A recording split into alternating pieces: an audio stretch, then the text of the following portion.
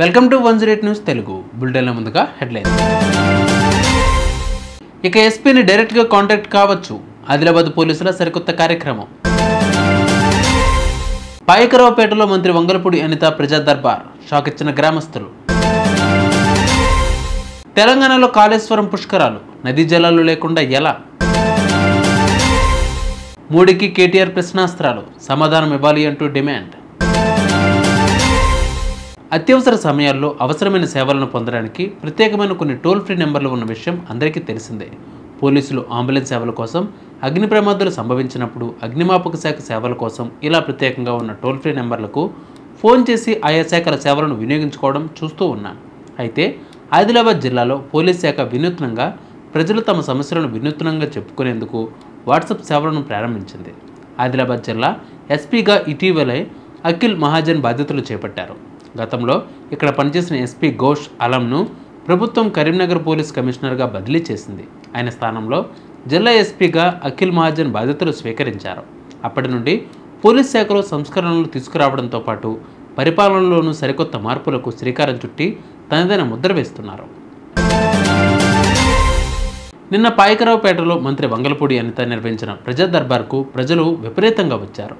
ప్రజా సమస్యల పరిష్కారమే ప్రథమ లక్ష్యంగా తమ ప్రభుత్వం పనిచేస్తుంది అన్నారు. ప్రజల నుంచి అర్జీలను స్వీకరించారు హోంమంత్రి అనిత. కొన్ని సమస్యలను అక్కడికక్కడే పరిష్కరించారు కూడా. అయితే నేడు అదే పాయకరావుపేట నియోజకవర్గంలో ప్రజా సమస్యలు తీర్చడం కోసం గ్రామాల్లో పర్యటిస్తున్నట్లు ప్రకటించారు. విలేజ్ వాక్లో భాగంగా వేంపాడు గ్రామంలో స్థానికులను కలిసి సమస్యలు తెలుసుకున్నారు. వేంపాడులో అడుగడుగున మహిళలు హారతులు పడుతూ ఆమెకు స్వాగతం పలికారు. గత 5 ఏళ్లు విధ్వంసాన్ని చూసిన ప్రజలు ఇప్పుడు అభివృద్ధిని చూస్తున్నారన్నారు. వేంపాడు గ్రామంలో కొన్ని చోట్ల డ్రైనేజీ సమస్యలను గుర్తించి పరిష్కరించాలని అధికారులకు ఆదేశించారు వంగలపూడి అనిత. తెలంగాణలో కాళేశ్వరం పుష్కరాలకు సర్వం సిద్ధం చేస్తున్నారు. అయితే పుష్కరాలకు అత్యంత కీలకమైన నదీ జలాలే అందుబాటులో లేకపోతే ఎలా అనే క్లిష్టమైన సమస్య ఇప్పుడు అధికారులను తీవ్రంగా కలవరపెడుతోంది. ఈ నేపథ్యంలో దేవాదాయ శాఖ ఉన్నతాధికారులు, నీటిపారుదల శాఖ అధికారులతో అత్యవసరంగా సమావేశమై ఈ విషయంపై చర్చలు జరిపారు. ప్రస్తుతం గోదావరి నది దాదాపుగా అడుగంటిపోయింది. ప్రాణహిత నదిలో మాత్రం కొంతవరకు నీటి ప్రవాహం కొనసాగుతోంది. కాళేశ్వరం దేవాలయం సమీపంలోని నదీ గర్భంలో తాత్కాలికంగా ఒక అడ్డుకట్టను నిర్మించి నీటిని నిల్వ చేసి పుష్కర స్నానాల కోసం ఉపయోగించాలనే ఒక ప్రతిపాదన తెరపైకి వచ్చింది. కానీ మే నెలలో ఉండే తీవ్రమైన ఎండల కారణంగా నిల్వ చేసిన నీటిలో బ్లూ గ్రీన్ ఆల్గే అనే బ్యాక్టీరియా ఏర్పడే ప్రమాదం ఉంది. ఈ నీటిలో స్నానం చేస్తే భక్తులకు చర్మ సంబంధిత సమస్యలు వచ్చే అవకాశం ఉంది. ఇందువలన ఈ ఆలోచన ఆచరణ సాధ్యం కాదని భావిస్తున్నారు అధికారులు. ఈరోజు కేటీఆర్ ప్రెస్ మీట్లో మాట్లాడుతూ ప్రధాని మోడీకి కొన్ని ప్రశ్నాస్త్రాలు సంధించారు. ఒకసారి అవేమిటో చూద్దాం. పార్లమెంటు ఎన్నికలప్పుడు ఆర్ఆర్ ట్యాక్స్ అన్న ప్రధాని నరేంద్ర మోడీ ఇంతవరకు చర్యలు తీసుకోలేదు అన్నారు.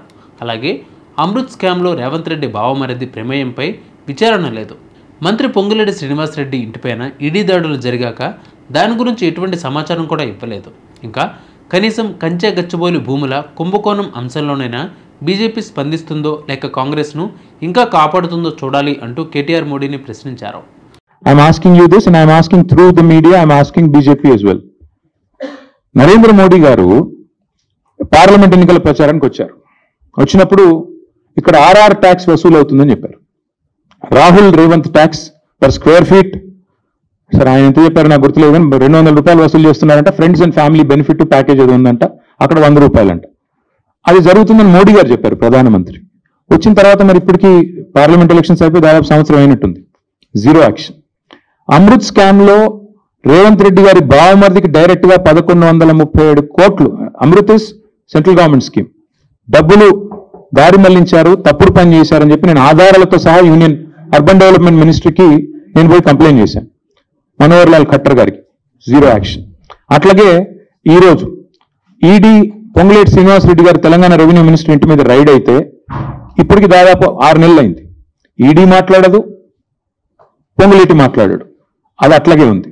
సో ఇది కూడా అదే కోవలో కలిపేసి కాంగ్రెస్ బీజేపీ ఒకరినొకరు కాపాడుకుంటూ పనిచేస్తారా, లేదా నిజంగానే ఇన్వెస్టిగేషన్ ఆర్డర్ చేసి కాదు మేము నిజాయితీగా ఉన్నాం, కాంగ్రెస్ ప్రభుత్వం చేసిన ఈ ఆర్థిక దోపిడీ విషయంలో మేము సీరియస్ గా ఉన్నామని రుజువు చేసుకుంటారా? Let us give them the benefit of doubt and also some time. If they don't come forward for an investigation, maybe within 1 week, 10 days, I'll go personally and complain. అప్పుడు కూడా స్పందించకపోతే అల్టిమేట్ డెమోక్రసీలో ప్రజా కోర్టే పెద్ద court. ఆడికే పోతాం, ఆడిని చెప్తాం ఇద్దరు దొంగలు తోడు దొంగలు కుమ్మక్కైనారని చెప్తాం. ఏముంది అందులో? దొంగ చేతికి నేను ఇప్పుడు తాళాలు ఇవ్వదలుచుకోలేదు, దొంగ అని చెప్తున్నా. ఆయనకు తెలుసు నేను ఎవరి గురించి మాట్లాడుతున్నా, ఆయనకు తెలుసు. దొంగ చేతికి తాళాలు నేను ఇప్పుడే ఇవ్వదలుచుకోలేదు.